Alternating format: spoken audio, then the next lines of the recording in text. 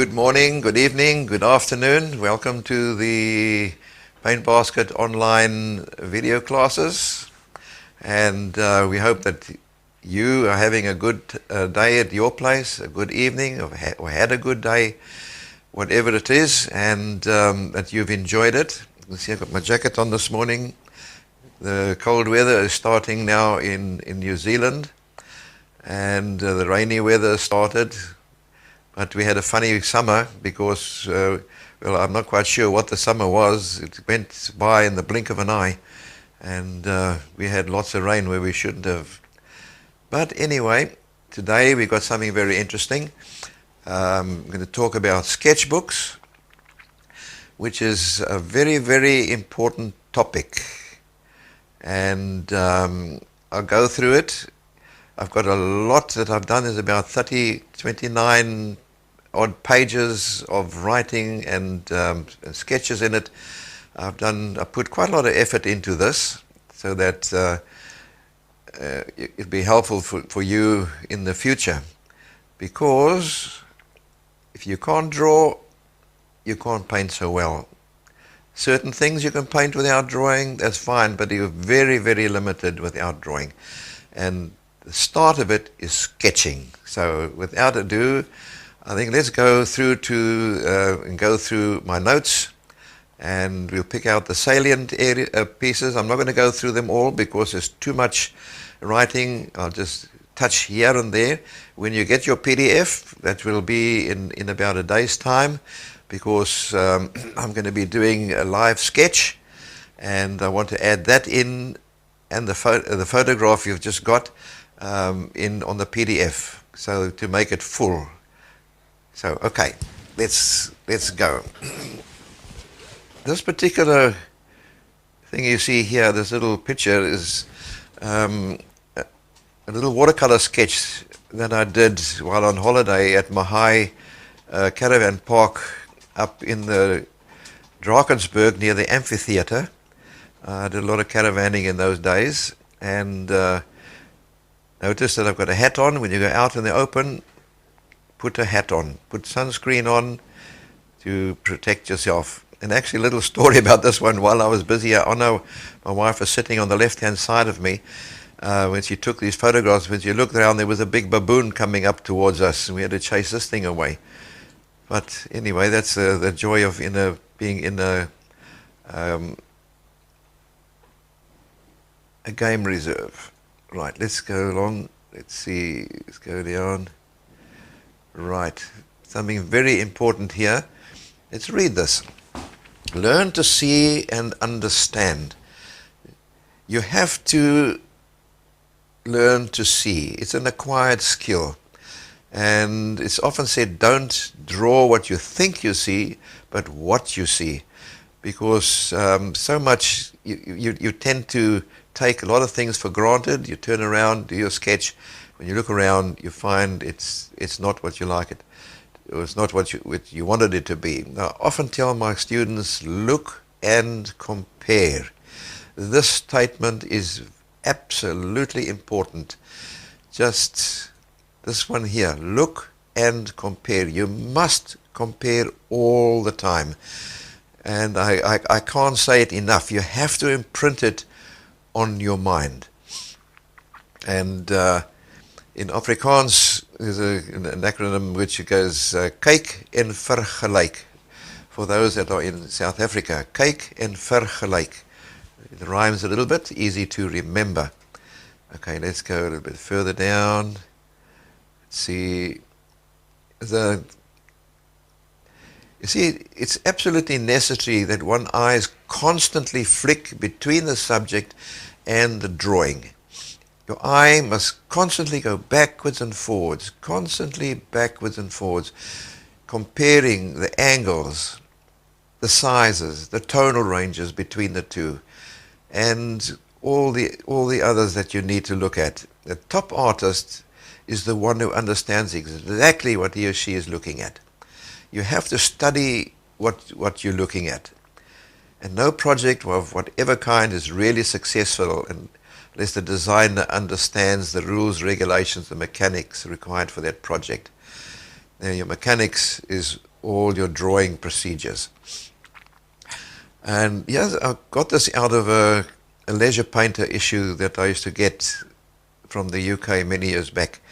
And there's a statement in there. It says, if you want to record things you see, an ability to draw is essential. You see, because sketching sharpens the artist's ability to focus on the most important elements of the subject. And drawing, if you want to go to university, college, things like that, in South Africa, quite often the universities and the colleges used to send their students through to me to do my pencil course, to get them up and ready for university, because they don't teach you the real basics. They have to know that before they go in, and they are also given a test to do, and I've often adjudicated these tests for the universities.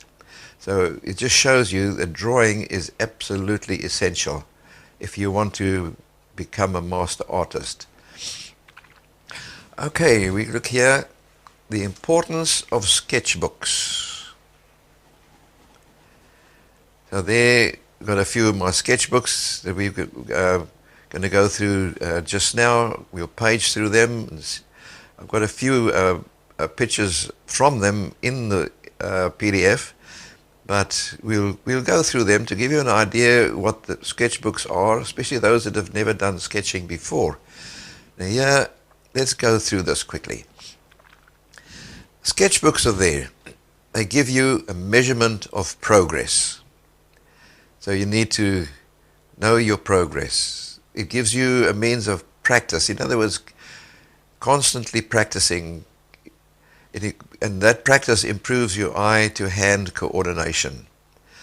Also, you need to, your sketches you use to check your compositional exercises for any future paintings that you want to do or you're busy with. You use it to do your notons and your value plans. In other words, your contrasts and stuff. All these have been covered already in some of the previous lessons. And it also gives you indoor practice, and then you get outdoor practice, where you go take your sketchbook outdoors and start practicing, like a little picture that you saw just now. It's also a training in visualizing. You must be able to visualize the things that you are drawing, etc. Put it in your mind's eye, and the only way you can visualize properly is by observation, practice, and trying to remember things. I know it's not always easy. Painting and drawing is normally very hard, but perseverance. And then in your sketchbook, you can also do your final planning for your paintings. I've put number 10 here, and I'm leaving that for you. You can add a lot of other things that will pertain to you in your own situation. So that's a good exercise as well too. So how do I start? Well, the first thing you do is you start by observing. Before you can start a sketch, you must first have seen that object you want to draw, either in life or in your mind's eye, and that coming back to the visualization training.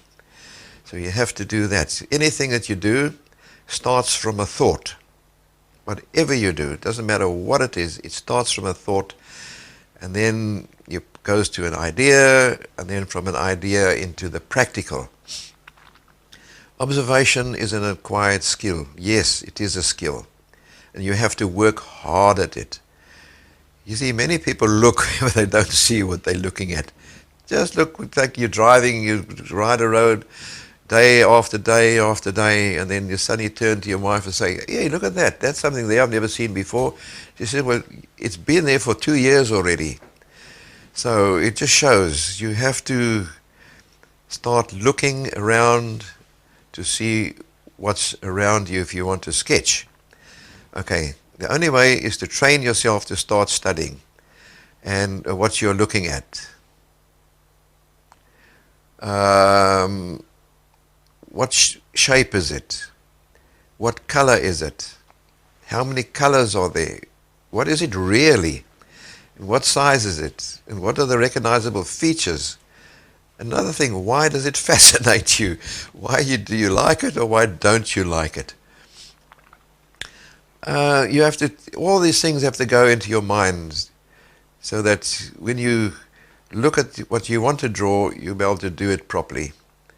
Okay, you can take, I'm not going to go through everything, read everything, but the best way is to start by copying items in books and photographs, but it mustn't be a crutch. You must not rely on it all the time. You must try and work from there and start moving over to sketching things that are not in books, practical little things that are all around you. Let's see.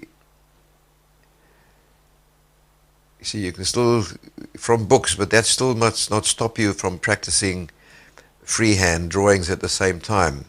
If you do practice from books and your freehand at the same time, you'll take your struggle time by half. Make notes as you go in your book. Camera doesn't always record all the things that you'd like to do. Sometimes if you've got a camera and a notebook, that's all right. Lose light, construction lines, we'll be going that just now. Start off with small individual sketches. Remember, building is built by brick by brick. Get yourself a few pencils. An HB, a 3B, or a 4B will be good to start off with for sketching. You don't need all the other fancy pencils for sketching unless you feel like it, but it is not necessary. And then forget about an eraser. Your sketchbook is a sketchbook. It's not a final drawing. Forget about an eraser. If you've made a mistake, stop, do another sketch next to it. Do another sketch next to the other one. And what happens as you go, you'll see how each time you start your new sketch, believe it or not, you can see improvements. Okay, you'll have a visual of your progress, and that visual of your progress can only encourage you more. And this is of greater value to you than if you'd left it in only one messy sketch. In other words, if you'd kept on rubbing out on the one, rubbing out. And sometimes my pupils, I come back to them, and they've rubbed out their sketch for me to check. They say, no, I couldn't get it right. I said, well, leave it on there. I can't help you to fix it up if I can't see what you've done. I can't see what you've done right and what you've done wrong. Right, sketching enables you to get to grips in a more positive way. Thinking through. Sketching is a product of thinking. Right, let's go through a bit further down here. Right, here's an interesting by Caravaggio in the 16th century, where you can see in here, look at all these little sketch lines. He's not rubbed them out. He's there. If you look carefully, there's a lot of extra little lines. Look at all these little extra lines that are in there where he's done his planning through in here.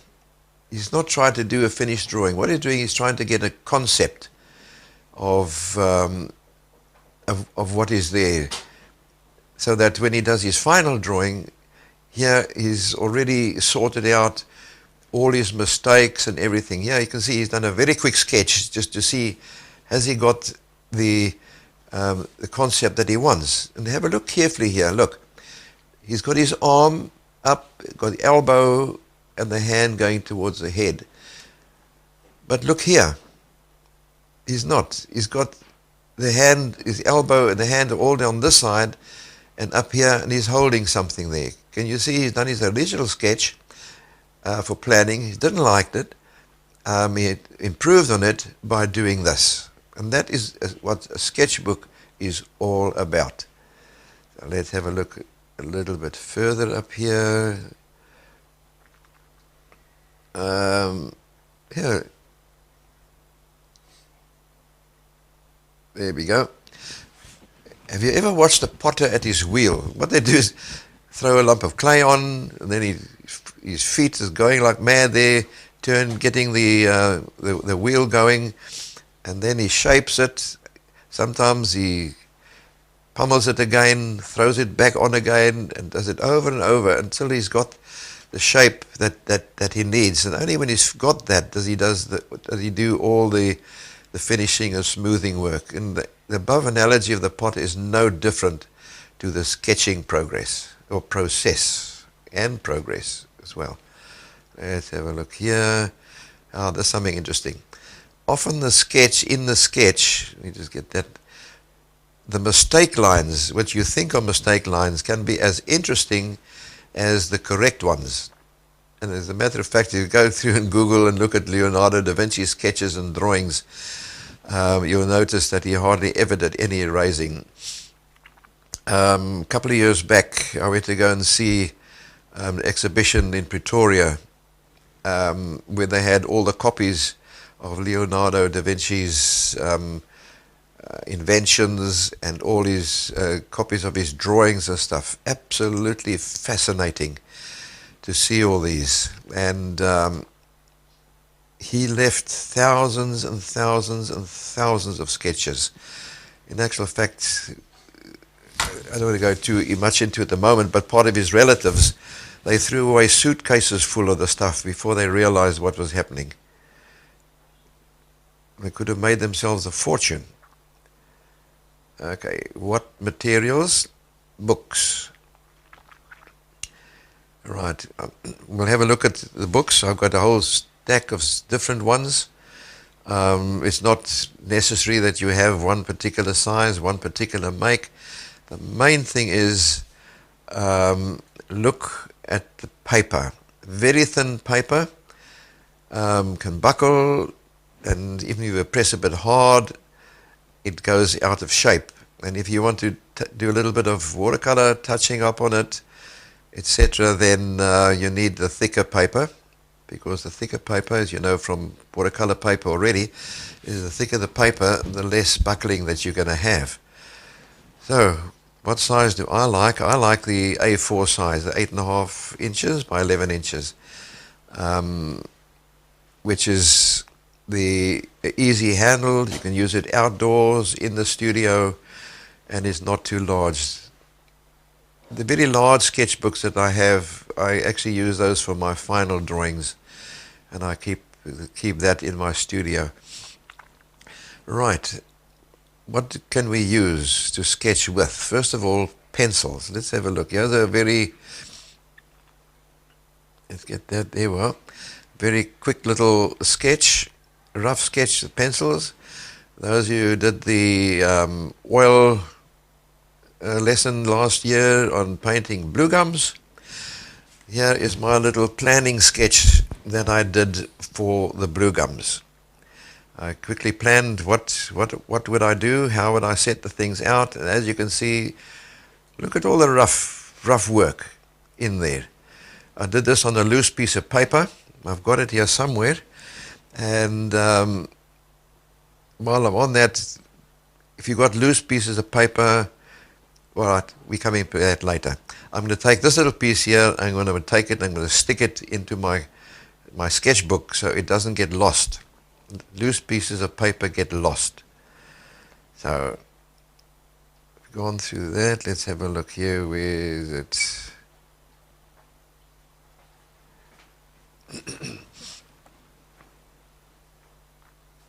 Right.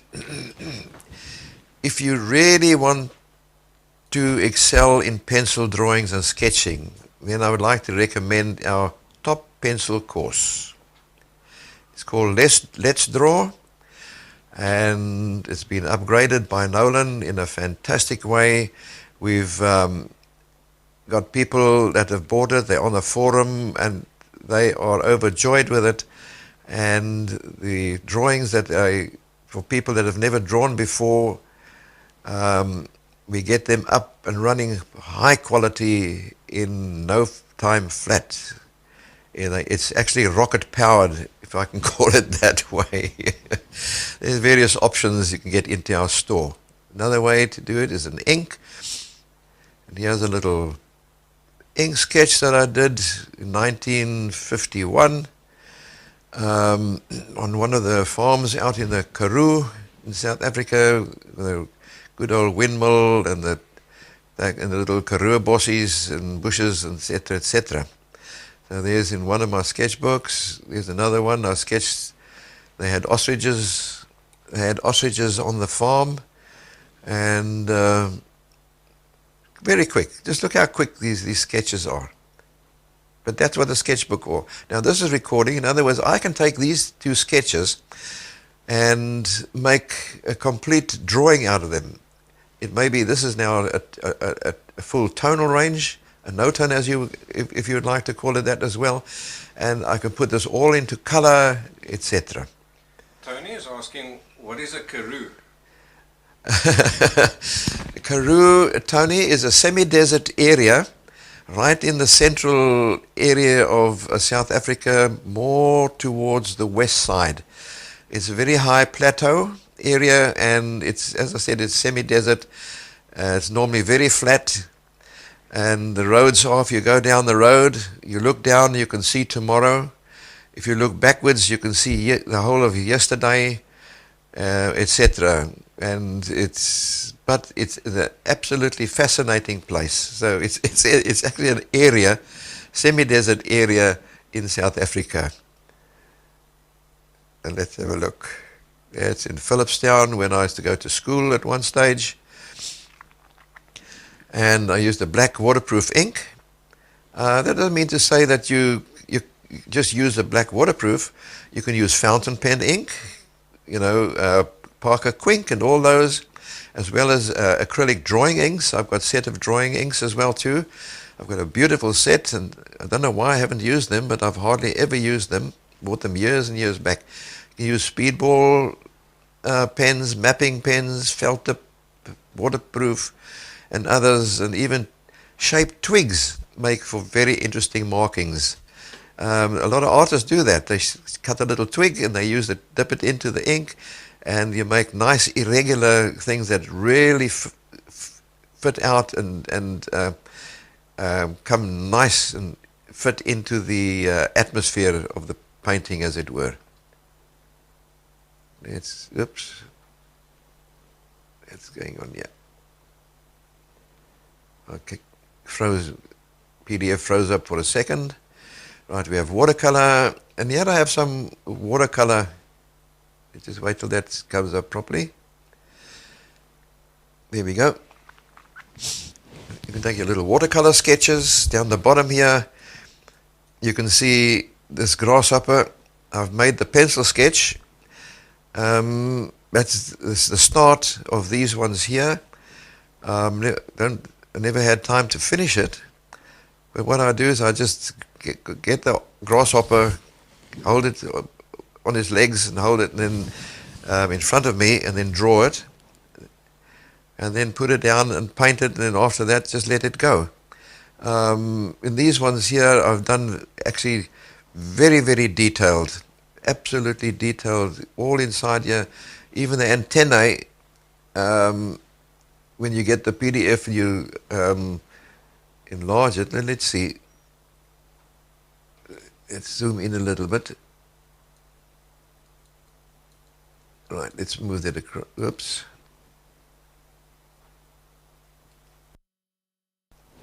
Trying to get this to, yeah, well, yes. I'm looking for the little hand that comes in automatically, not the scroll bar. Right, if you go into there, right, let's go up. Yeah. Oh dear. There we go. All right, but if you look carefully at this part here, you can see. Okay. You can see all the detail that I've went into. Look at all this.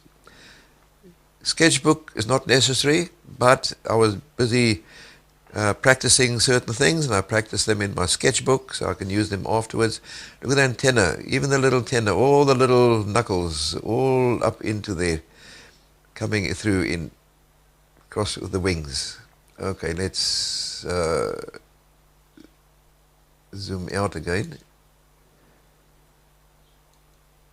There we go. Let's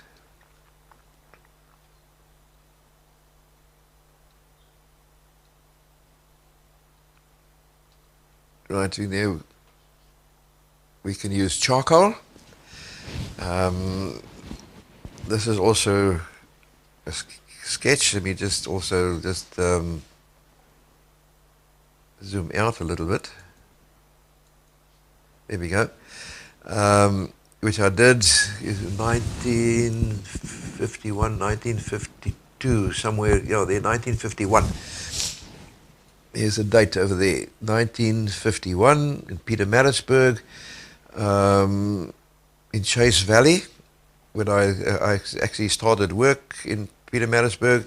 I was boarding with these people, and I did a quick sketch. Just look at that. From this, I can translate that into a lovely tree, etc. I can translate this into a bush.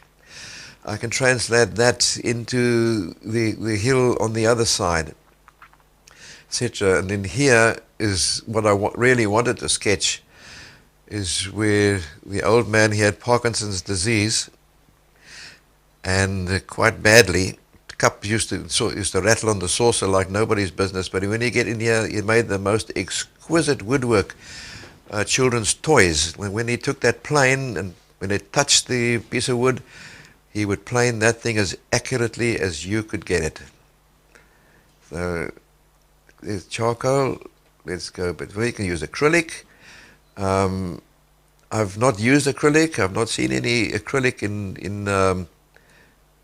sketchbooks yet, but there's nothing to stop you from doing it. Just remember to use the thick cartridge paper if you do. Those that paint in acrylic have an advantage over those with oils. Right, basic sketching. So let's get this one up a little bit. I don't know who the artist of this one is. It's from a German origin. It's a scriptural one. But here the basic sketching. Look at it's just very basic. Absolutely just the absolute necessary just to give the shapes. Here is concerned with shapes, and shapes is absolutely important for anything that you want to do. If you don't get the shape right, then everything else is wrong. So here you can see very rough basic sketching. So let's go up here a bit. This one you've seen already. That's the very loose impressionistic style of sketching. This one you can just see it a little bit closer than I had it just now. And right, as I said, yeah, this is a quick thinking sketch made for painting the Blue Gums oil painting class last year. Then you also get the tight detail type of sketching, where here, there they go properly. There we go. Water bottle. When I used to go sketching and all over the place, my water bottle was with me, and sometimes at home, being a single guy, bored at times, you sit down night time, you sit down, and I used to do a lot of sketching, and I sketched my little water bottle. And that was done in 1952. Yeah, look at that. Dude, what's that? 60 years ago, eh? Yeah. Am I correct? Yeah. My arithmetic is done 60 years ago. You're giving your age away. Don't worry, I'm still very young at heart. I do lots of things people my age can't do. Thank the Lord for that. Anyway, here we go. Sketching techniques. Well, I'm not going to go into detail with that one there because we haven't got the time today, but our Let's Draw course goes into that in absolute detail. Judging proportions. Right, this is a very interesting thing.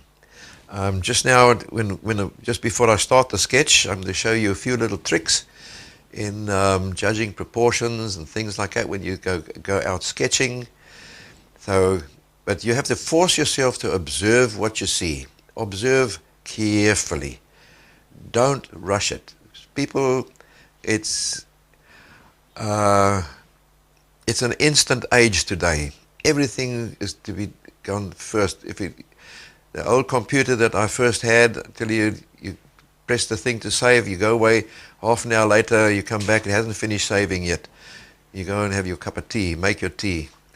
Today, if it doesn't load in the second, you wonder why, what's wrong. So don't get into that mentality. If you want to be a master artist, keep on telling my students, go slow now for speed later. They hear this often over and over and over again.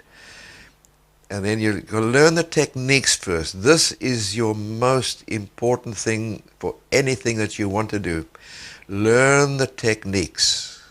Learn the techniques. I can't say it enough. Same as that, look and compare. Once you master techniques, speed is automatically there. It comes without you even realizing it. Okay. Let's say, make no mistake. It is hard work, whatever you do. Don't give up. Failure comes only when you give up entirely. Remember, as you progress, so your confidence will improve. The result, quality of work starts to kick in. Tonal ranges, very important. You need tonal ranges. My free watercolor lesson number 2, it goes all that you need to know about tonal ranges. I'm not going to go into it now. That is a free one. You're going to have a look it up on Paint Basket TV. And the true statement is this: without shadows and highlights, any drawing and painting will be absolutely flat and uninteresting.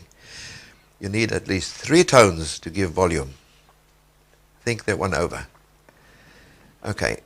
Let's see, what can I sketch? Anything, absolutely anything. There's no limit to what you may sketch. Anything from a pin to a mountain. Many years ago I did a macro photography for a spider club, and I did pen and ink drawings from spiders the size of a pinhead, and I sketched them all in full detail in pen and ink. I think once I did show them once on the internet some time back. In your lunch hour, in the office, cup, saucer, vase, shoe, hat, to name a few. And to show you what I'm talking about, let's look here.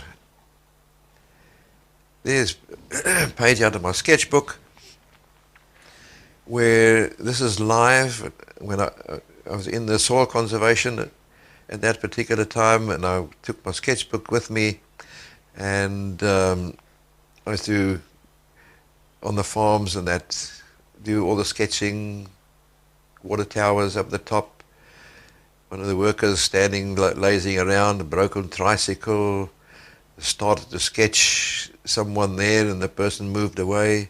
But leave them there. That's there. Is a basic sketch which I can use for work on that one and make another drawing of that in the painting. Is a little cast iron pot for making putu pap. In other words, a type of mealie maize porridge, as it were.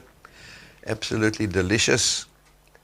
I don't like the normal porridge, but made into that one there is absolutely delicious.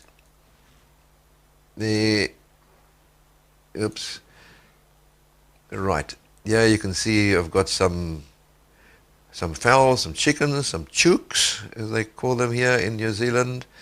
Old box. Look at that, practicing for shading and tonal ranges to give you. You've got the darks, you've got your midtones, and you've got your highlights. And with that one, you can actually see the volume. Here's just a little building. That one done 1952. Right, let's carry on. In my younger days, my sketchbook was virtually part of me, unfortunately through neglect. I'm missing many of these sketchbooks, and I wish I had them now. But anyway, we'll come to that just now, the preserving of your sketchbooks. Aaron is asking, with the Let's Draw course, is it better to get the DVD or the online version?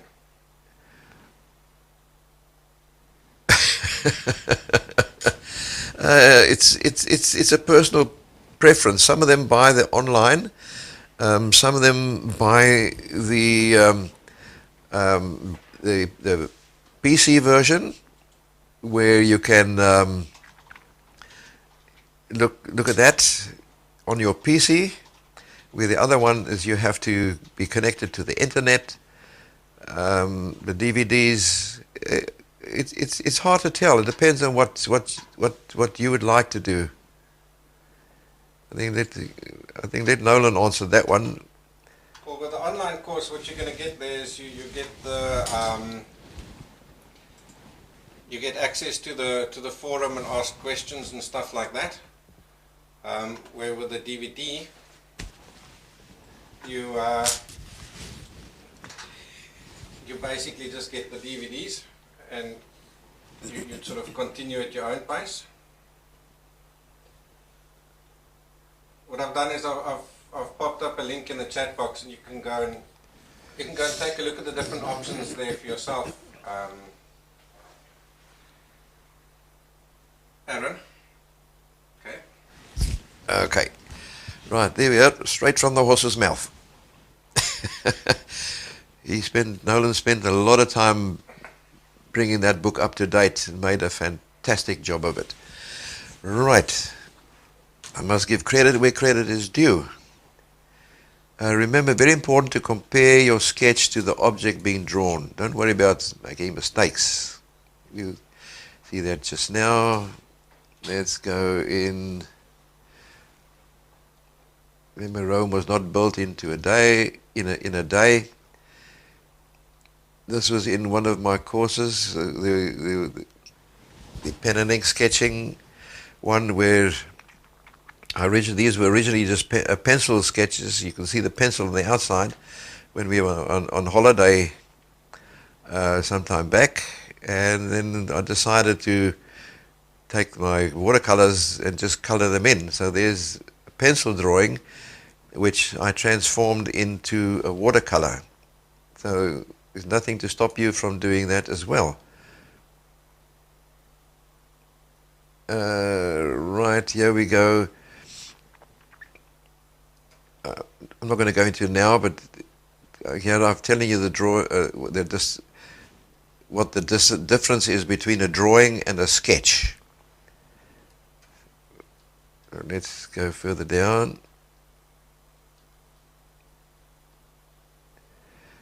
Let me just see something here. What it says. Yeah, often many sketches have to be produced before a satisfactory drawing can be produced. And this happens all the time in engineering design. Initial drawings are always rough sketches. And that is true, because I retired after many years in the engineering field. And us artists, how does it affect us? Sketches are the preliminary studies which enable us to arrive at a perfect or almost perfect composition for the subject to be drawn and or painted. Right, here I went on let me just bring that a little bit down a bit. There we go. Right, this is a pencil sketch that I did. A friend of mine, Hans Moorman, he's now living in Pretoria. We started work together in 1951, and we still pals. We still write and talk to each other. And we were walking down the river one day as usual, he and I always with our sketchbooks in the hand. We got this little weir across here with the water flowing across, so we did a quick sketch of this. I've not made a painting of it yet, but I think one of these days I'm going to turn that into a nice painting. Maybe in one of the watercolor classes we'll turn that into a nice watercolor sketch.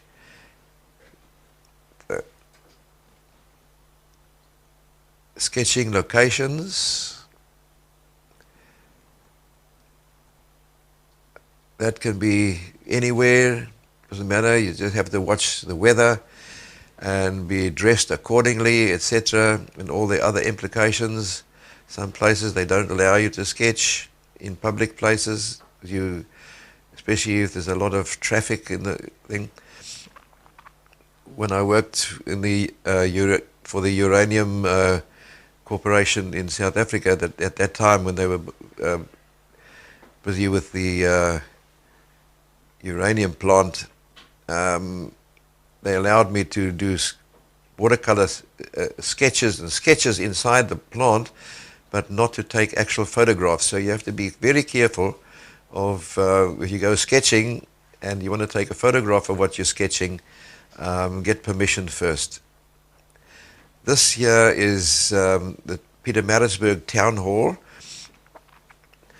When I was working clerk of the criminal court, I was clerk of the criminal court, believe it or not, when I first started. The magistrate's offices were just opposite this one here. And sometimes during the lunch hour I'd go out and start sketching, but somewhere along the line I never finished this one. But you can still see some of my construction lines where I started to plan out a lot of the proportions and stuff before finishing it. Tony's asking who taught you? Tony, when I started to excuse me, let me just take a little quick sip here. I started to draw in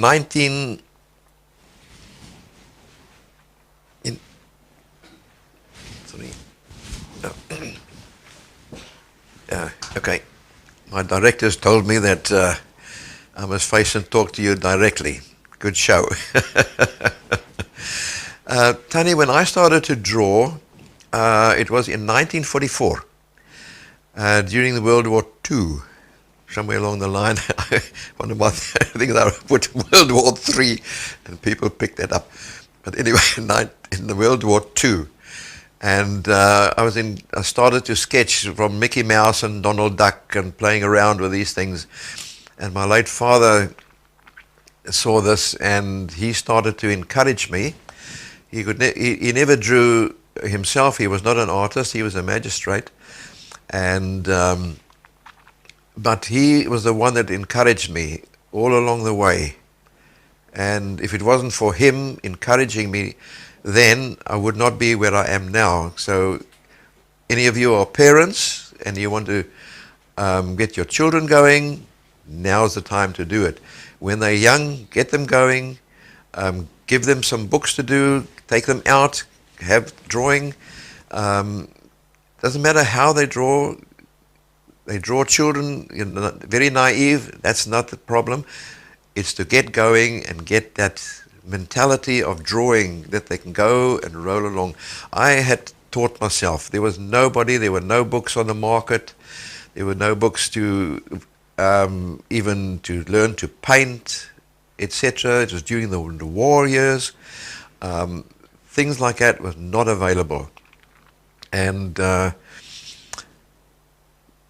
by the time that the war had ended, I'd already progressed on myself just through absolute perseverance. So that's what you need. Go do it. Mistakes is not the problem. It's overcoming your obstacles. If you can come over, if you've got an obstacle, jump over it. If you can't jump over it, go around the side. If you can't go around the side, go around the other side. If you still can't get over it, dig underneath it. Make a tunnel. The Great Escape. They dug tunnels. They were that's what you do. They were very determined. If you want to become a master artist, be determined. Learn to draw. I cannot stress it enough. But anyway, Tony, that's how I started.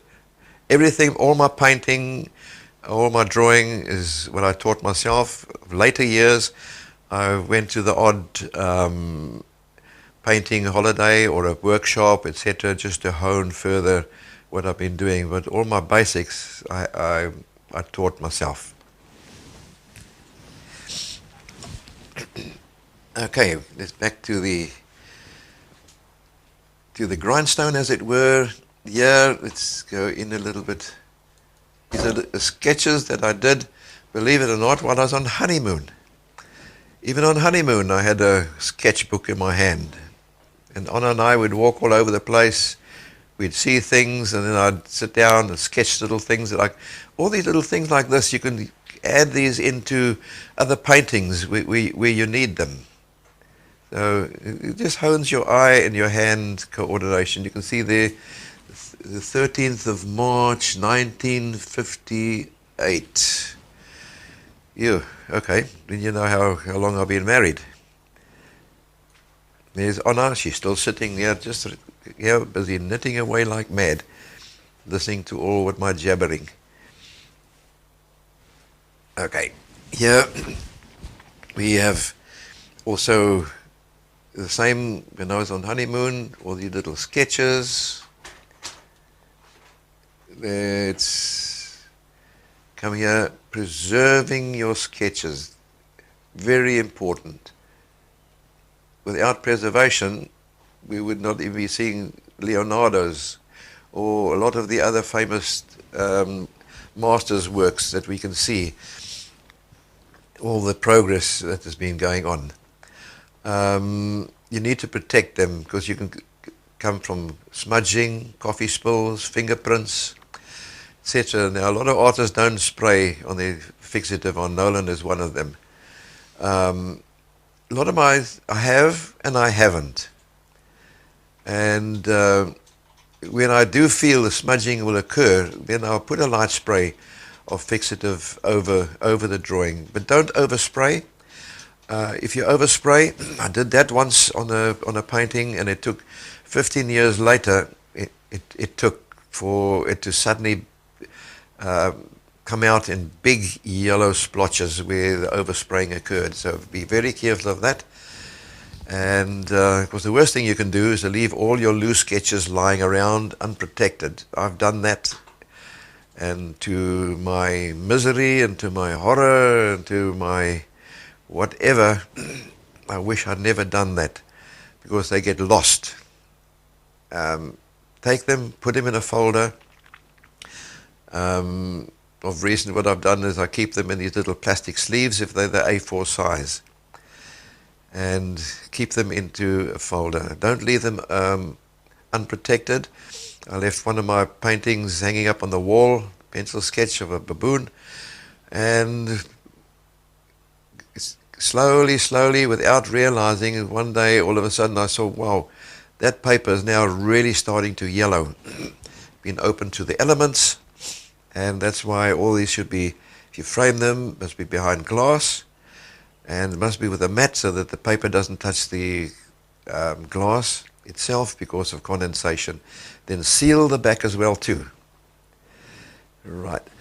Excuse me. Why sketch? A little frog of mine, excuse me.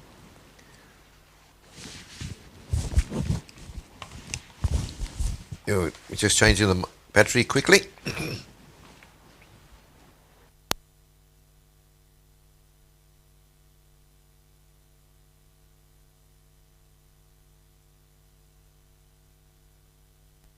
There we go. Thank you. We're back online again. Thanks. We've gone through all the materials, etc., and then I've shown you all those things, and now we come to that pertinent question. Why sketch? Let's look at each of these ones here. Sketchbook is a great way of keeping track of your progress. In other words, a journal through your art career. It's a great way of keeping records of your sketches. In other words, no loose papers. Don't do what I did through the years. I'm sorry about it, but anyway, spilt milk cannot be brought back again. Hopefully, I can help you not make the same mistakes I made. It's a great way for keeping resources for future large works. In other words, all these little sketches that I've mentioned before, you can take them and incorporate them in various ways to a lot of your other works that you do. And it's a great way for storing ideas and items for these two go together, as it were. Storing all your little thumbnails and rough sketches, they're all in one place. Then it's to stimulate the brain tissues, stop you from getting Alzheimer's. The more you work your brain, the more the synapses work, and you have nice connections between each and every one of them. Okay. Also, you're accepting the challenge of the unknown. Every time you pick up your pencil to do a sketch, what happens? You're doing something brand new, and it's a challenge. And because of that, it's a benefit to you as an artist, and it exercises your right brain. Excuse me. It's your right brain that's the one that the artist wants to get into. And that way gets you training in to get into your right brain. Don't forget to date your pages as you go. If I hadn't dated those pages that I've shown you now, I would never have known how really what my progress is, because after a while you tend to forget what you've done, etc.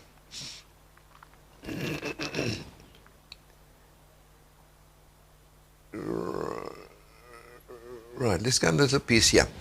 Sketching is always a challenge, and very often a comfort zone is stretched. Right, if you're feeling uncomfortable when you're doing a thing, that means you're learning. If you're too comfortable, you stay on a plateau, you don't learn any further, because that's where you're comfortable and that's where you want to stay. Running water, there's no mosquitoes. Water that's not moving breeds mosquitoes.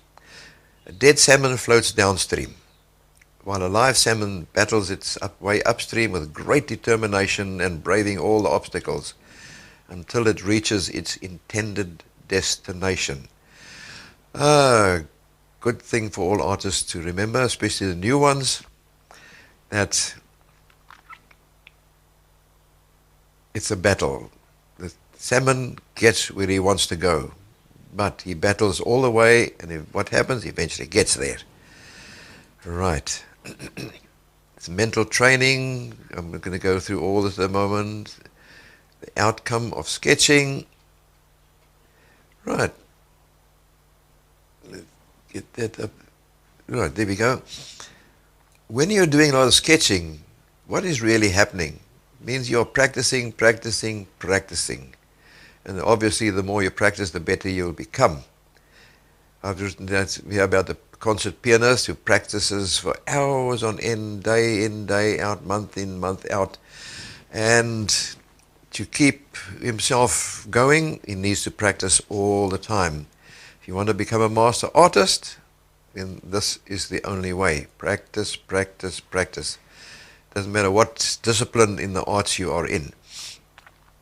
And sketching is a looking way to plan and discover your sketch using light pencil lines to define what you're looking for. But anyway, we're going to be just now, soon I'm going to start to give you a practical demonstration of a sketch. Right. Yeah, to end off, make the sketchbook a habit, because it's a visual history of your art. What I've done here, join a sketchbook group near you. Same as if you're painting, join an art society somewhere. Even I myself, I'm a member of the Auckland Watercolor Society. I'm a member of the Pastel Society in New Zealand as well. You need to get amongst other artists, to get amongst other people, so that you can see what they're doing, they can see what you're doing. They all encourage one another, and that's the quickest way of learning. For a long time, I've followed Pete Scully, originally from the UK, and he's now in the USA, and the urban sketches. Have a look at his sketching. Try and emulate what he's doing. I can't in here go show you all the time, but if you want to you work with sketchbooks, follow these people, have a look what they're doing, and then that will improve your work tremendously.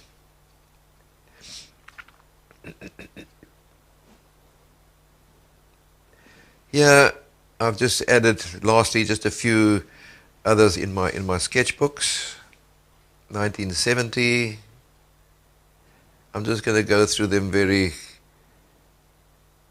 very quickly.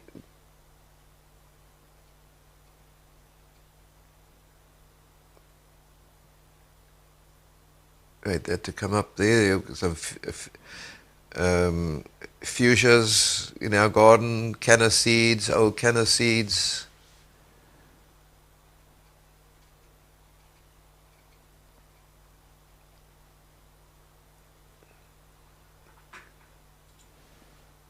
Yeah, it's a worm there on a grapevine that was in our yard, and then from that one. Tony's asking, do you find people who have undertaken a drawing course go on to better understand and apply the tonal considerations and stuff in their paintings better as well? In other words, does the drawing help the painting side of things? Yes, the drawing definitely helps you, because when you're doing your drawing, what you're doing is you're working in monochrome, in the monotone, in other words, one color, where you start going your tonal ranges from your lights to your darks. So, right, we got two mouses here, and if I start moving, Nolan can't do his work on the other side there, so he keeps on knocking me on the head here to say, whoa. All right, he's busy with the mouse at the moment. Okay, now I've got the mouse back again. Oh dear, it's a fun way here. Right, here you can see we got the light tones go through to shading.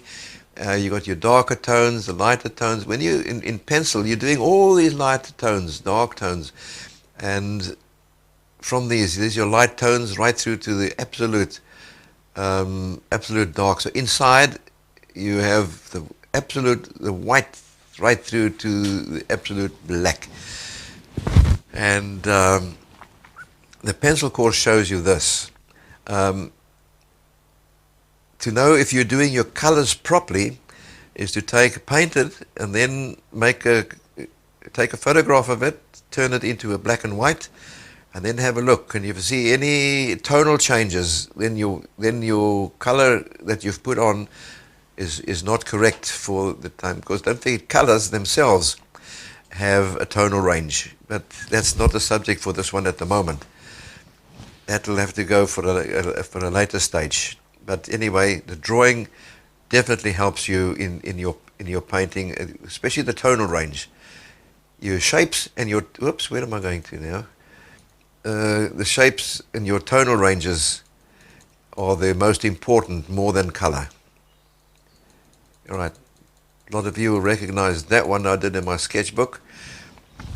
That one was for the pen and ink techniques.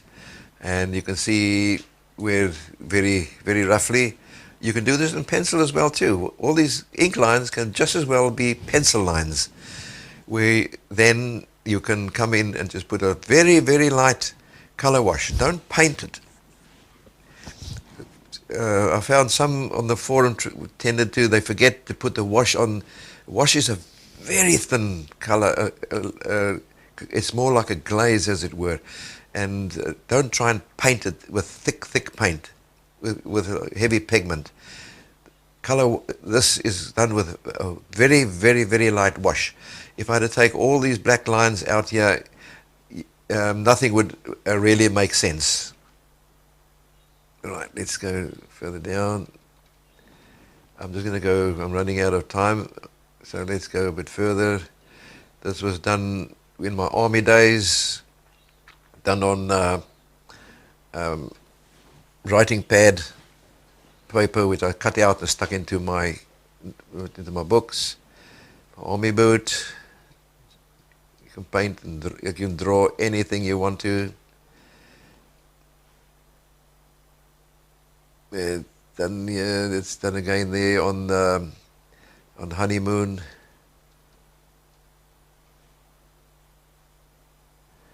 That's a sketch I did of my late father-in-law's farm, where Anna was brought up and lived, where I met her. We got married here on the farm, and there we go. And that was also painted just before I got married. Drawn rather, just before I got married. There's a line drawing, charcoal, done around about 1951. That's a sketch done outside where we haven't made a painting of it yet, but most probably one day I'll use it for a painting.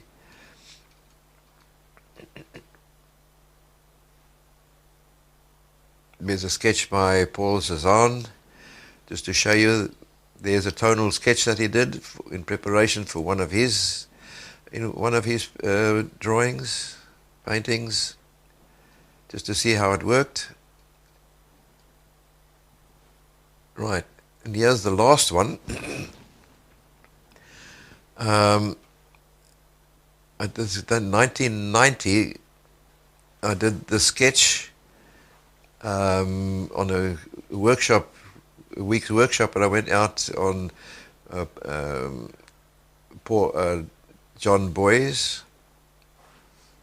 He was an abstract artist, and this is later on I used this one to do this here. It's a 20 by 30 inch acrylic painting, just to show you from a sketch through to later on to a finished painting. You can see I've changed a few things, changed all these leaves were absolutely green. I put color into it, did an abstract foreground, etc. And Nolan does not want me to sell it. He says, I have a suspicion he wants to inherit it someday. He's laughing here next to me at the moment. He loves this painting. Yeah, it's one of my favorites. It's also acrylic. Yeah, I mentioned there's acrylic painting. I think that's the last. Okay, so let's go over. I'll do a quick page through one or two of my sketchbooks before I start the sketch. So here we go. 1951. I've got little pen and ink sketches that I did on the outside here, just doodling around.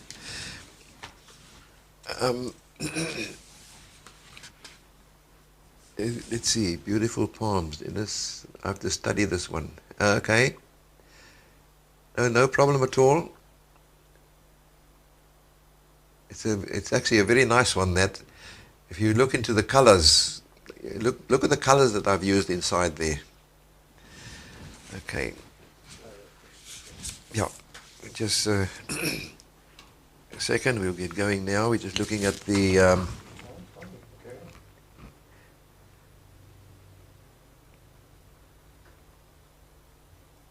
Looking at the chat box quickly. I can see why Noel has an eye for a masterpiece. Okay, any other questions about so long before I have a very quick look through one or two of these? I'm not going to page through every page, it's going to take too long.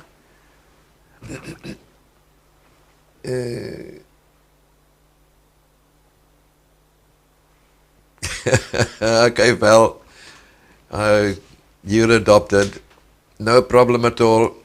You're still not going to inherit the painting. Nolan says no go about the painting. No go, unfortunately. Oh, you'll have to fight this out one with him. Okay, so let's go over. I'm just going to page quickly. This is very, very rough. This is a little pastel sketch, my very first pastel. And if you look at my pastel paintings now, you can't compare the two. People say, oh, yeah, I was actually born... Right, Nola's going to go into that one. You can see my very naive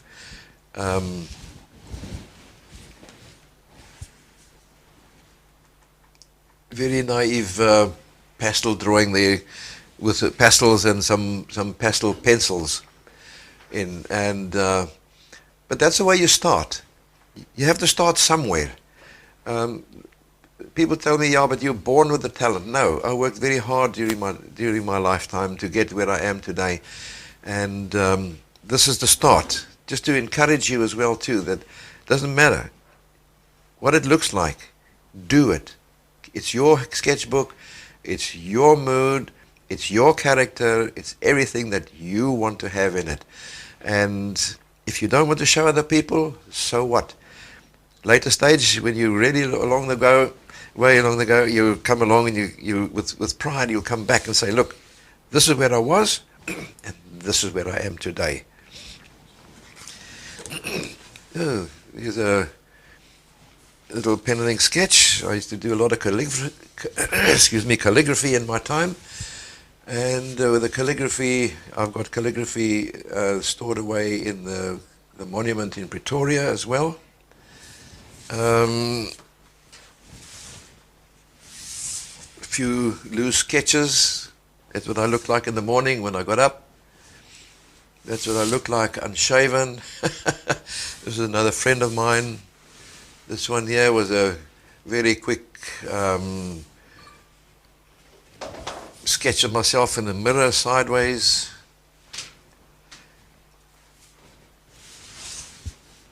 Look at that type of sketch. Ooh.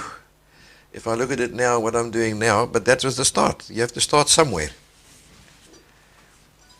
This was a pen and ink sketch done by a friend of mine while we were talking. It's a little bit distorted in the length because of where the camera is at the moment and the angle. My head's not that long, but just to show you that with a pen and ink, without any pencil drawings, lines, he did that in a very short time. They're done by friend, my name is Jeffrey Pitcher. Right, there's a watercolor one. Look how rough that is.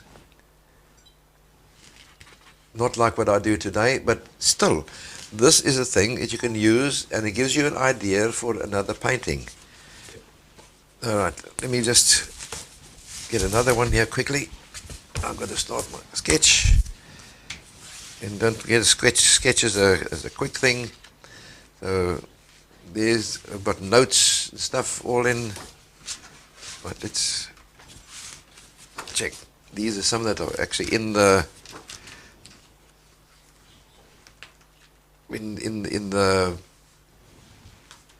PDF, practicing out of a book for portraits. All my little sketches, practicing. There's the boot, car, sheath knife. You can still see all my construction lines on it. That's the one I did of the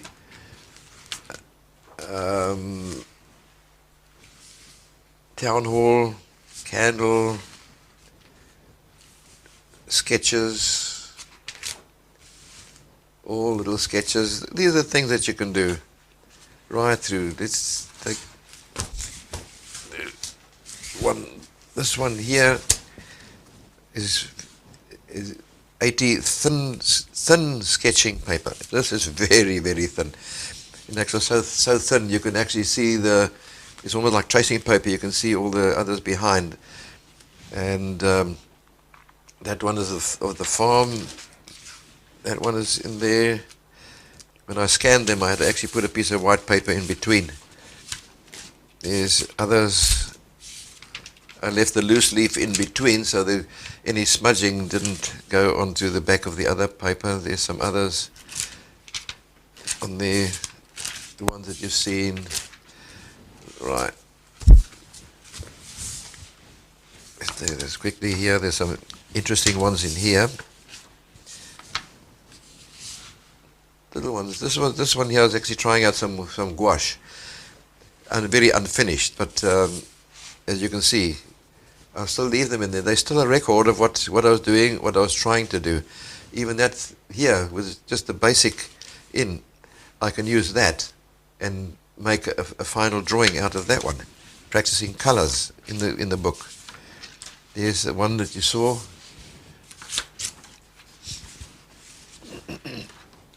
Some botanical type sketches. That's the one you saw there. Honeysuckle is asking, when you charcoal sketching, do you use the charcoal pencil or the charcoal stick? A lot of people like to use the stick. Some of them like to use the charcoal pencil. If you're sketching outdoors, things like that, the charcoal pencil is the less messier one of the two. And what you do there is you put it into your pocket, and when you get home, then you can do any of your smudging that you need to do, and spray your fixative on it. It's just when you got your book, when you've done your charcoal thing, is to put it down and keep it open like that so you don't have too much smudging, especially with this type of paper binding like that. You can get that slight smudging, but not enough. So when you get home, you can do that. So this is my latest book. Some of the ones that okay. The latest ones that I showed you that are in there. That is in my sketchbook. That is also in the pen and ink techniques. This I did yesterday afternoon. I quickly just took my little pencil. I just used a normal clutch pencil on this one here. It's got an HB, and you come along, and I just did a few very quick freehand sketching. My eye and hand coordination was trained long before I ever knew that there was such a thing as a grid. All my work that I did right up until 20 years back was done, or everything was done freehand. In the sketch, the let's draw, everything that you see there in the let's draw, apart from there where I'm actually showing, or Nolan's showing where the grid is, up until the horse and all the others, all done absolutely freehand. So, right, so let's start the sketch. So I'm going to do that. I'm going to, a bit too flat for me. I'm going to bring my board up at an angle. I need to clip that now on the top so it doesn't slide down. I haven't got a little ridge here. So let's just get that, just to keep it there.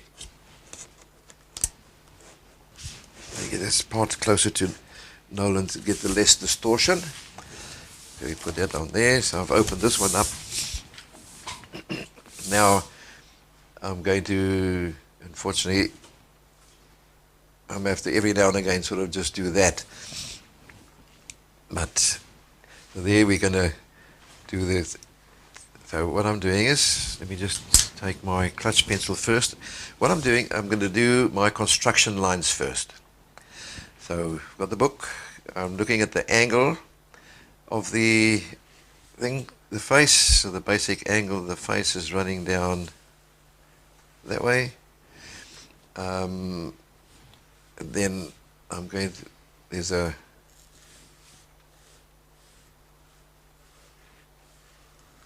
rounding. I'm looking for basic shapes first. There's a rounding there. And that rounding, I'm going to check to see where that rounding starts and taking it that way, and it goes down to where the nose is. So the nose area will be roughly in that area, shooting up there. I'm just doing very, very light lines at the moment. And then, let's see, that will go about halfway. So about halfway from there down to there, there's where the chin is. So in other words, that is, that face has got that type of angle. Now let's have a look and see, in actual fact, the actual shape of the line, center of the face is actually coming down this way, down there, like that. So I'm getting the perspective right, and the eyes are going to be across there, the nose, and the chin is roughly in this area here. Okay, so that. Oh yes, so I'm going to show you, if you want to get angles right, you're in the field. One way is you've got two pieces of paper. Take that, and let's say you're painting, drawing a house, and you want to get all the roof angles or your perspective right. Take this in hand, they're just loose, put them in there, and keep this one horizontal to whatever you're looking at. And then move this up and down until you get the angle of the roof or whatever it is. It can be the side of a mountain or something. Take that, keep it tight, put it down on your drawing, keep this parallel, take a line and draw a line there. Then any others, you take it, get whatever you're doing, put it down, keep this parallel, put it down. If it's the other way, do it this way, hold it this way. In the class, I normally use two rulers to show that. Nolan has just brought me something else here now, but you could do it that way. Put it down, whoops, put it down, mark, and then put it in. And that way you can get your angles right. So let's see. I've got that in there, and I've got that angle. Let's put this down. Yeah. I've got it minus 2. See, I'm doing that, and I'm taking that piece here across to there. So I'm going to take that. I'm going to put this down on here, and you can see immediately my angle is wrong. So if I want to sketch that exactly as I've seen it, I'm going to change my. Oh no, there's my angle. Is this piece here? There, I was looking at that. I was looking at the original line. There is the one that I've already put in, and if I take that up there, that is the basis of that one there. I've got the eyes coming in here. We're looking at it slightly side on. So, right, we got that, and we got. Let's get this one here. It's going to come in a little bit. It's going to come down at an angle. That one I'm just getting my basic sketchings first. That goes up. The eye. These are all rough lines. They can always be fine-tuned a bit later on. That goes across here. It goes down here.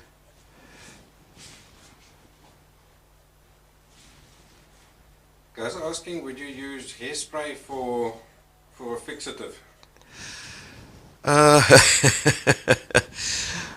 Me personally, no. I know a lot of people have used the hairsprays. I want the knowledge that my paintings, or my drawings, are going to last the same as Leonardo da Vinci's for hundreds of years. One never knows what happens after death. So, me personally, no, I wouldn't. I'm not sure of what type of varnishes and all sorts of that they use in the hairsprays. So, myself, no, I'm not even bothered to try and experiment with it. So let's have a look. You're welcome, of course. Nothing's to stop you from doing it. I know a lot of artists do.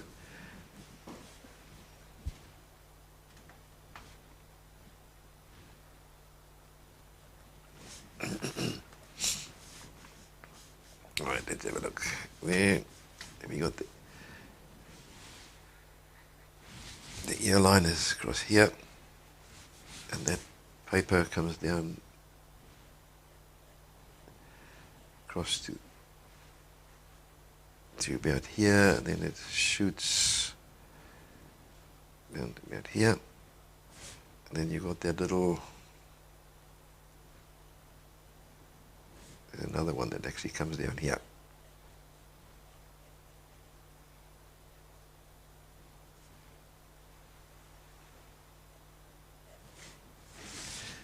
And then the ear comes out from, some of it from behind, so that ear will come out here.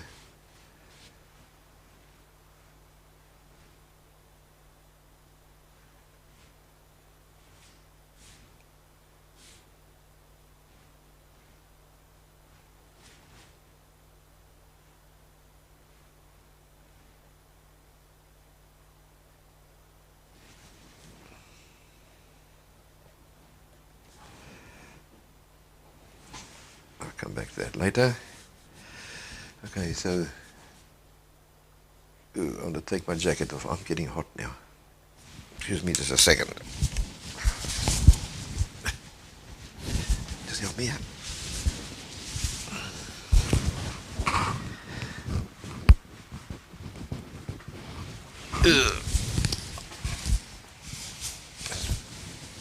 The weather's warming up a little bit, and I'm not one that takes the heat very well. I have a cold shower every morning. I'm under a cold shower, doesn't matter whether it rains, hails or snows. So let's have a look. There, I'm feeling better now. That's much better. Right, let's start working up some of these lines. I'm darkening them a bit now.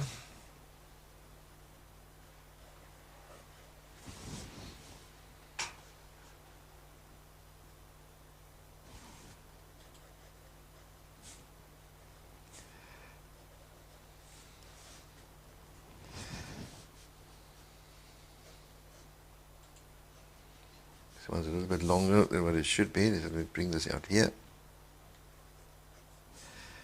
And that one will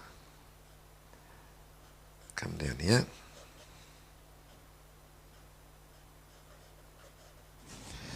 Yeah, I'm sketching. I'm not trying to do a finished drawing.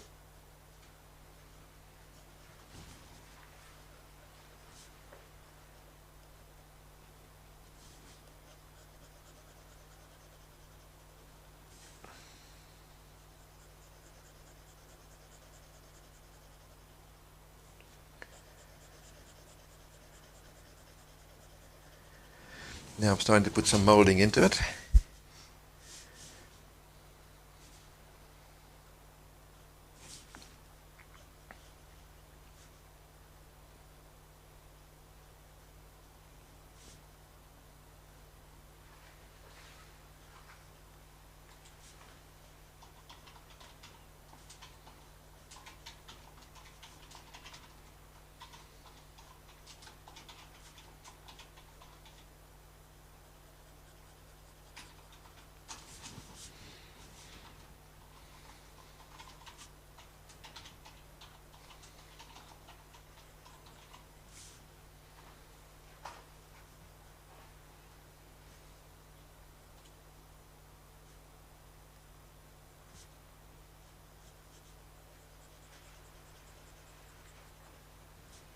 See, I'm adjusting as I go along.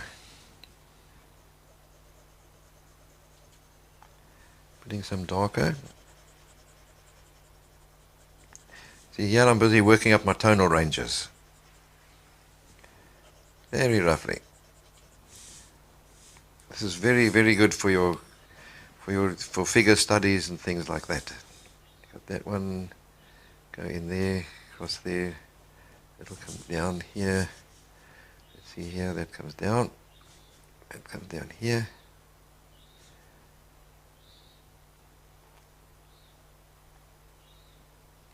Actually,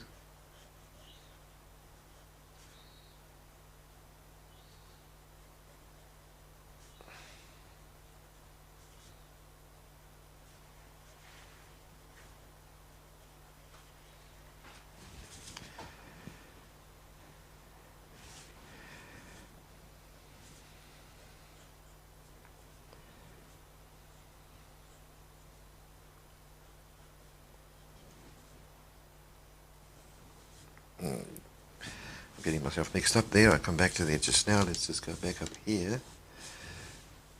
There, I've got that.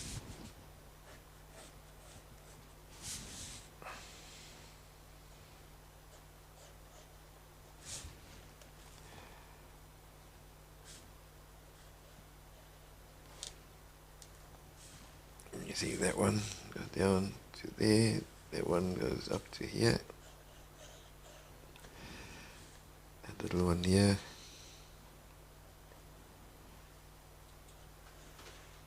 There.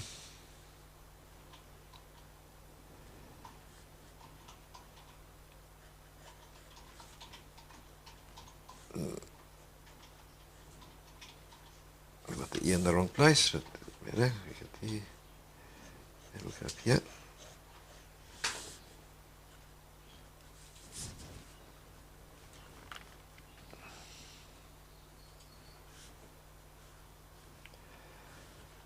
That doesn't go through to there.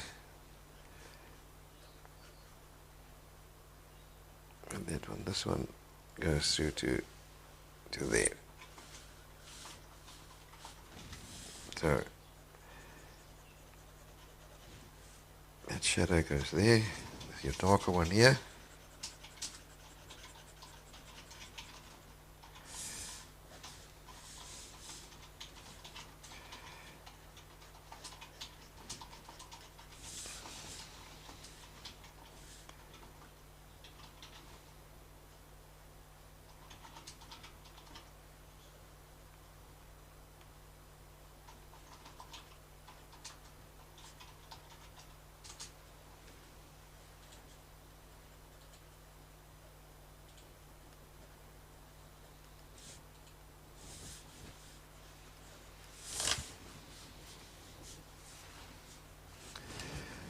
Got that. This one here has got a very light shading. And notice I'm shading them in the plane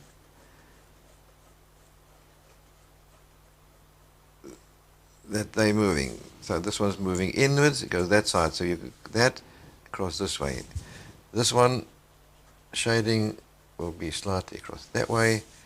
This one will be light shading down this way.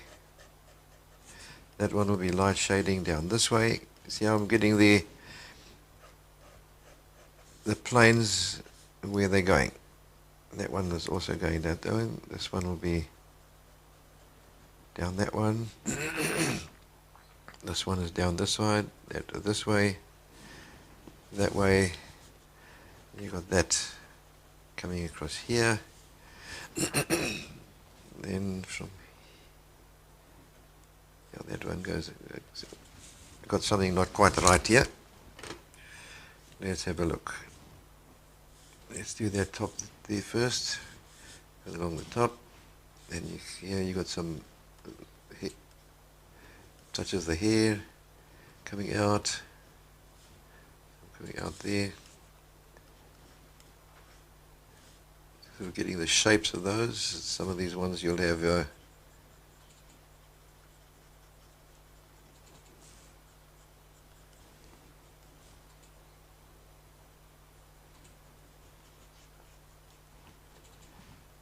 some of the hair coming out that side.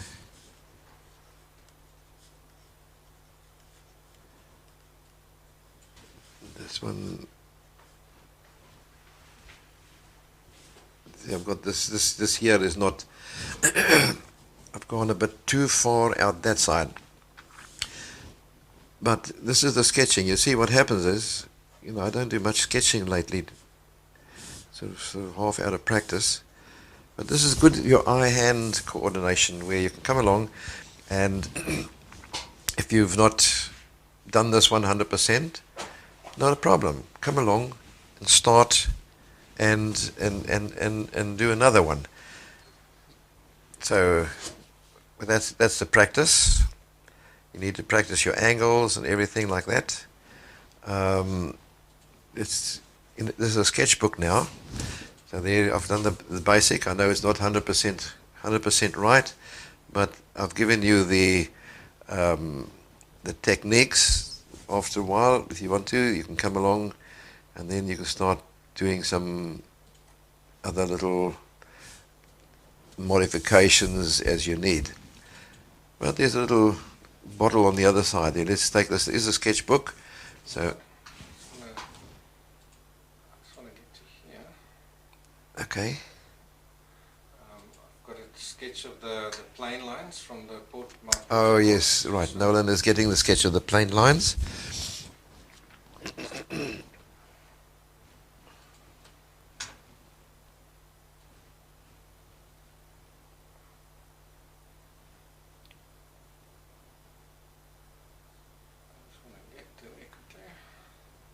Have it, Uni.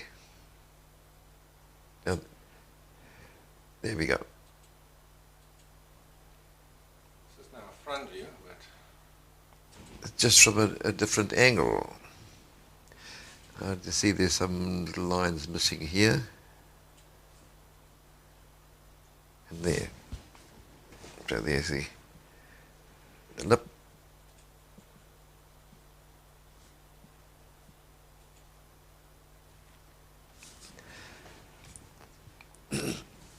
There's the up and down flat, other ones going across that way. You got them inclined inside, outside. Those rocks on the pencil course that you had there just now is done exactly the same way. When you put the planes in of the rocks, all these little lines will be in the different planes. This is a very good way to learn how to do portraiture, is to actually take this one, draw it, or even take a picture. Right, let's take a picture there quickly. I'll get to that. Yeah. To the rock one. Okay.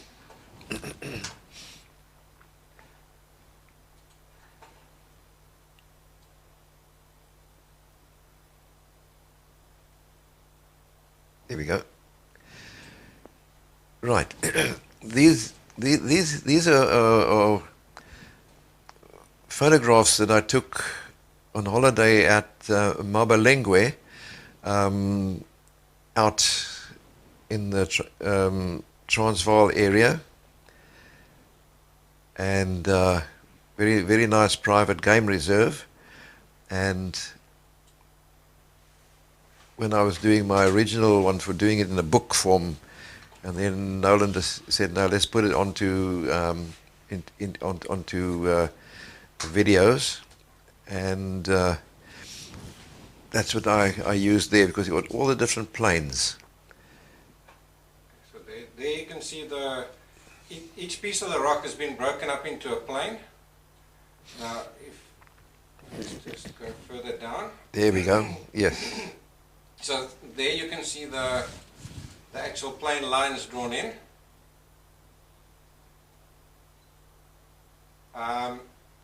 Every plane has got two directions, sort of running at 90 degrees. So you can draw those plane lines in this direction here, like this, or you could draw them in the opposite direction as well. So you could draw them in there. Let me just get there we go. So you can draw them in this direction or in that direction. They'll both look correct. Especially when you're doing cross hatching.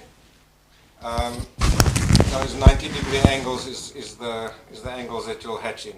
At the moment, Dennis is busy working on just the one direction like that.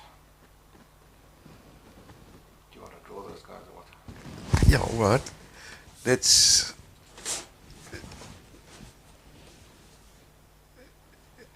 Okay, let's go over to here. Okay. At the moment, we've got them coming down in that angle. I can take them now in that line, and I could have drawn them going that angle. With this one here, you need to draw them at another angle that comes down that way. Now I'm actually doing cross-hatching at the moment. So that gives you that angle. These ones could have also be running down that side, but I've purposely put them down that side to show you that it's coming down at an angle like that. So these ones are the salient ones. It's coming down across. But there's nothing wrong in doing the other. So when you're doing cross-hatching, your cross-hatching must also sort of give you the idea of the angles. I think this is good enough for this one here. The actual technique, as I've shown. Right, I'm going to do another very, very loose style now. There's a little bottle standing there. So what I'm going to do is I'll just do it here. So I'm looking at that bottle. So what I'm doing is I'm going to do this. Look, I'm doing a lot of people do this. They do all this type of planning, sort of getting. You want more that side. There we go. Thank you. Oops. We just make sure that this is others not falling down behind. Let's.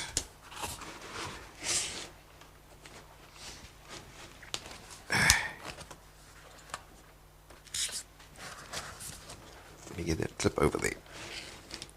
There we go. That better. There we go.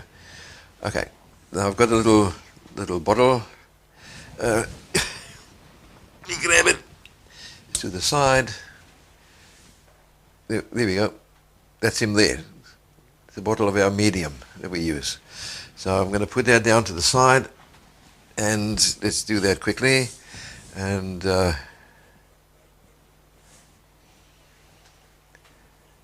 this is what they call the one-line sketching. You you're planning out what you want to do. Very rough.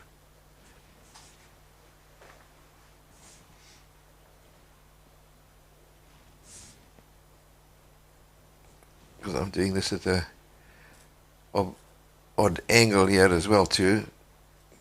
So, but anyway, so you see there you've roughed out the size, and once you've done that, you can come back and you can pick out where you want your line. See what I'm doing is I'm using a lot of short little lines first to get that down. I'm going to take this one across there and then bring that short little lines. Then I know I'm not going too far out, and then here get the right angle. The more you look down, the more rounder. In other words, what is happening is here, let's say here you've got a oval that looks like that, and as you look up top there, this oval up top here starts to flatten out. When you get the one at the top there, that's even more flattened out, because this is a circle, and if you're looking from the top, your eye level, in other words, is actually up here somewhere. Your eye level, you're looking slightly down at it, and as your eye goes down this long length, by the time you hit the bottom, it's got this bigger rounding. And the mistake a lot of people make, because they're standing on the flat surface, they draw a straight line across there. Now that is, it tells me immediately that they haven't got any idea of drawing perspective. So let's see here. You've got that little cap that's coming out here. So let's do that. Bring it out here. Now remember, we got that. This one here is a bit. That rounding is a little bit flatter than the other. This flatter, and this one here is a much flatter top. I don't know how I'm doing it. Yeah, my whole body is twisted here for the camera. But anyway, there we get this. Oops, let's get that out here. Down across, and let's say the light is coming from that side. So what is happening is you're going to have a lot of shadow here, light coming, and you have let's say it's coming from more from the right, but it's from behind my right shoulder. So in other words, you've got a rounding, you've got a little bit of shadow here, highlight, and as you go, you get darker and darker and darker and darker gradually. And just doing that, and there's my tonal range. Can you see there? That Tony was talking about earlier on. There's your tonal range. If you can get this in black and white, you know exactly how, when you're painting, doesn't matter what the color is, you darker and lighter, and so you add that, and you know that you're getting the volume and the proper range that you're getting. So that's going down. This is coming towards me, so any line is down that side. That curves flat down, starts curving a little bit more that side. And then from here, you can start putting, let's say the liquid level is here. So you got your liquid level. At that point, across there, you see a faint line across the back there. And then from here, this liquid is a little bit darker than the rest, so you'll shade that whole lot down. So I'm doing it very lightly, but got a rounding, so you've got a bit of a shadow down this side.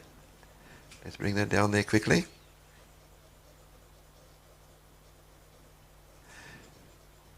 Shadow this side, darker down here.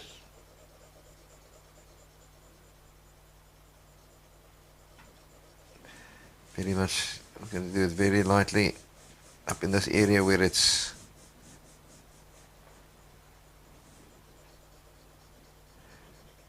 the shadow side. I'm just doing everything with a clutch pencil here today. If I'm really doing drawing, then I'll use the other. Well, let's take the other pencil. There's a bit of a light line across there. Right. Yeah, and I've got a 6B. So let's take a 6B pencil. You can see immediately. Now if I had to start drawing, now I'd start using my 6B pencil. I've done my basics. Now I can come with a darker. You light starts from light first, and you go darker. So I've got all the dark edge down here. Well, let's say there's a label on there. Isn't a label? Let's put a little label on here. Going around the corner, and the label is coming down here. should have put that on first. Like, it doesn't matter, you still get a bit of a shadow there. So now it's a lighter. So I'll just quickly just use that very lightly on the flat. So you've got this corner here, a bit darker. The light's coming, the highlights down this side, so it's, even though it's got that darker inside, there's still a bit of a highlight across there. And you've got that coming down here. A little bit down here. Let's darken that up. Lightly out there. This is a bit darker here. It's transparent, so you're not going to put it too. There's a little bit of a line across there. The light's coming across here. You're going to have a shadow running out that end.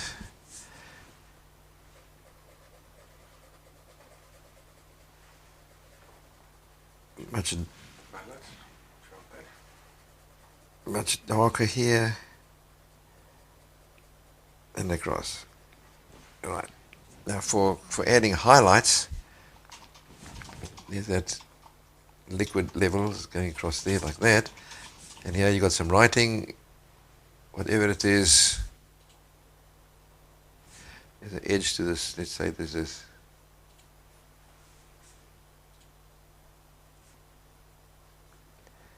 Got a little border around. That's it. And the sketch, I normally wouldn't worry about rubber. Now we're doing a final drawing. You can come along and you can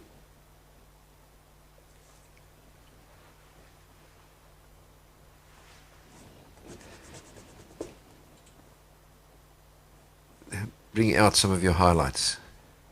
If it darkens up like that, the corner, what I do is just come along, give it a rub, cleans it up again, and then you can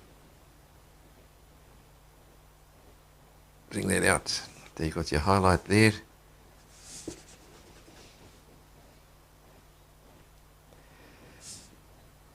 Down the side of the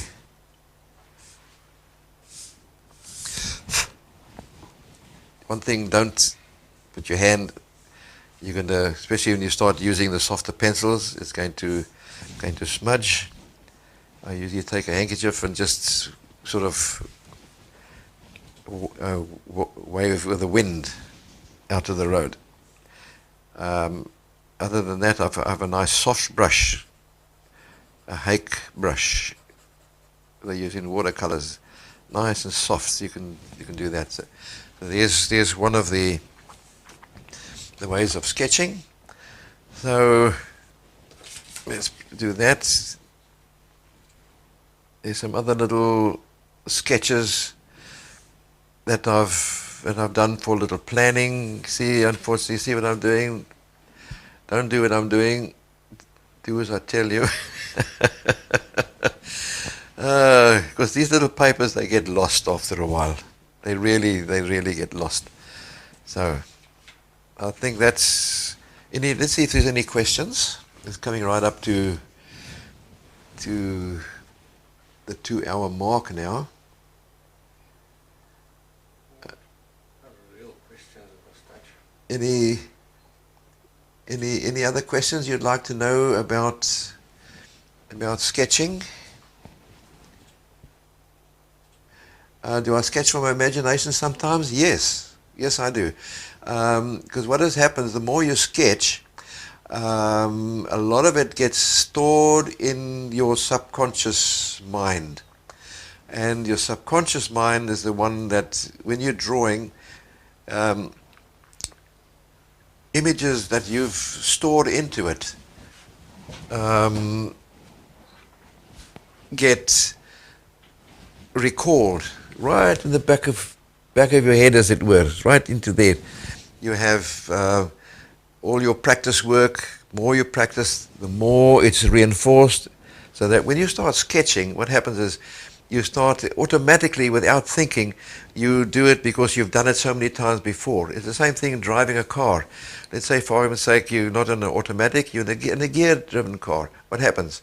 In the beginning, you get lost between your left foot for the clutch and your right foot for the accelerator, your gear levers, where do you put it in? Then you've got the steering wheel, then you've got your rear view mirror, your side mirrors that you've got to contend with. It only comes with practice that the day comes where you can get into your car and then, without thinking, switch on the ignition, put into gear, and off you go. You don't even worry about your accelerator, your clutch, your gear lever, or whatever you're doing. It's the same thing in art. The more you practice, the easier it becomes. So if you're driving and something happens on the road, what do? Automatically you come along and you've taken all the evasive actions and stuff, split second. You've done everything. Why?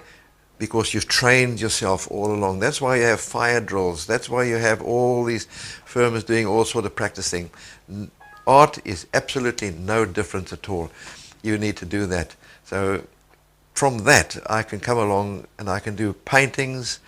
I can come along and do a big 40 by 30 inch painting, for argument's sake, completely from memory. Sometimes I plan it as I go along because I've got all these things in my mind.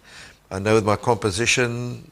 I've got that DVD out with 17 different types of compositions that you've got that I've sorted out through the years, which 95% of all the artists don't even know about.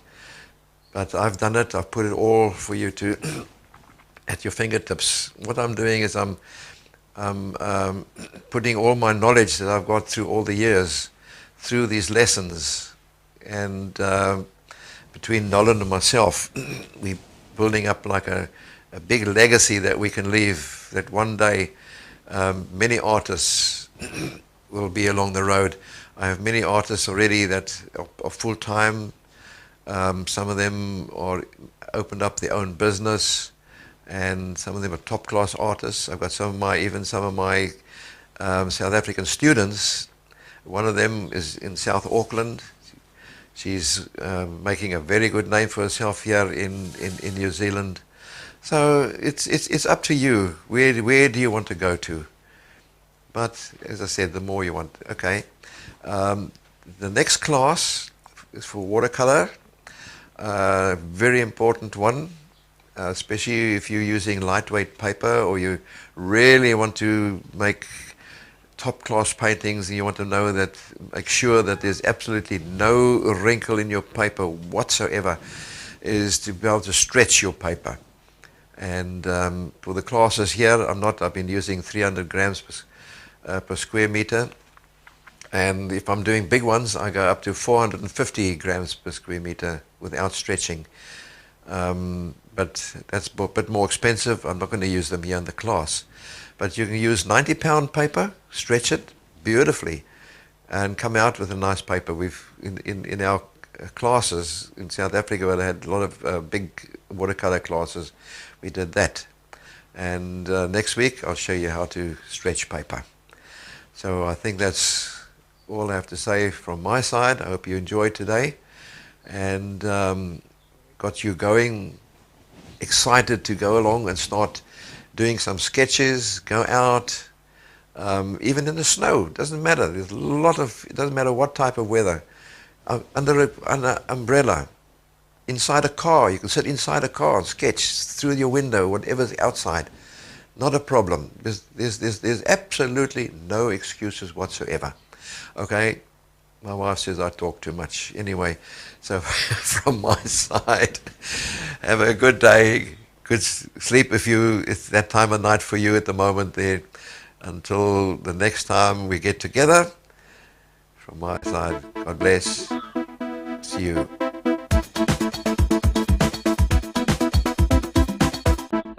Hey, Basket TV!